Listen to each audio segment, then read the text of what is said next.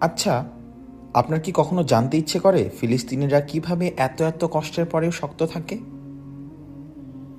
কখনো জানতে ইচ্ছে করে কি করে প্রাণপ্রিয় সন্তানের মৃত্যুতে, কি করে প্রাণপ্রিয় মায়ের মৃত্যুতে, পিতার মৃত্যুতে আলহামদুলিল্লাহ বলতে পারে? কি করে চরম কষ্টে দিনানিপাত করা সত্ত্বেও আল্লাহর প্রশংসায় রত হতে পারে? কই আমাদের সামান্য কষ্টে, সামান্য অভাবে, সামান্য না পাওয়াতে কত অভিযোগ আল্লাহর প্রতি। প্রশ্ন করে বসি, আমি কেন, আমার সাথেই কেন এমন হয়? কত রাগ দেখায় না মহান রবের প্রতি। তাহলে তারা কি করে এই চরম মুহূর্তগুলোতে শুকরিয়া আদায় করতে পারে? ওয়ামাই ইয়াতাওয়াক্কাল আলাল্লাহ ফাহুয়া হাসবুহ, যে আল্লাহর উপর তাওয়াক্কুল করে আল্লাহ তার জন্য যথেষ্ট। তারা সেই মহান রবকে আঁকড়ে ধরে থাকে। তারা জানে সমস্ত কিছুই তার দ্বারা নিয়ন্ত্রিত। তারা জানে তাদের বিজয় অবশ্যম্ভাবী।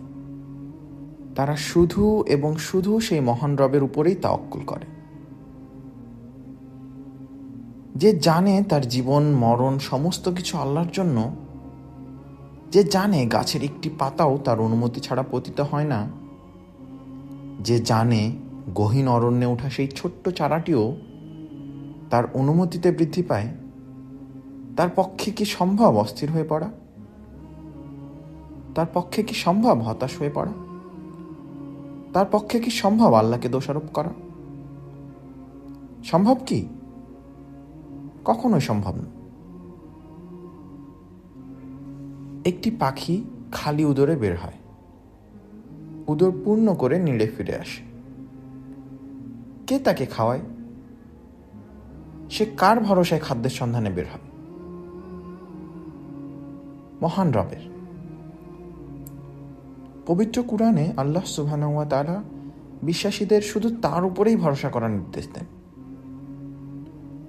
আমরা যদি তার প্রেরিত সেই মহামানবের সিরাতের দিকে তাকাই, তাহলে আমাদের পক্ষে কখনো সম্ভব হবে না হা হুতাশ করা। কিন্তু এটাও মনে রাখতে হবে, ভরসা করে হাত গুটিয়ে আমরা বসে থাকতে পারবো না। আমরা আমাদের প্রচেষ্টা দিব, সাথে থাকবে মহান রবের প্রতি অগাধ ভরসা। তাওয়াক্কুল, আল্লাহর উপর ভরসা এমন একটা জিনিস যা আপনার জীবনের সমস্ত মলিনতা দূর করে দিতে পারে, যা আপনার ভারাক্রান্ত হৃদয়ে প্রশান্তি এনে দিতে পারে, যা আপনাকে শত কষ্টের মধ্যেও মুখে হাসি এনে দিতে পারে।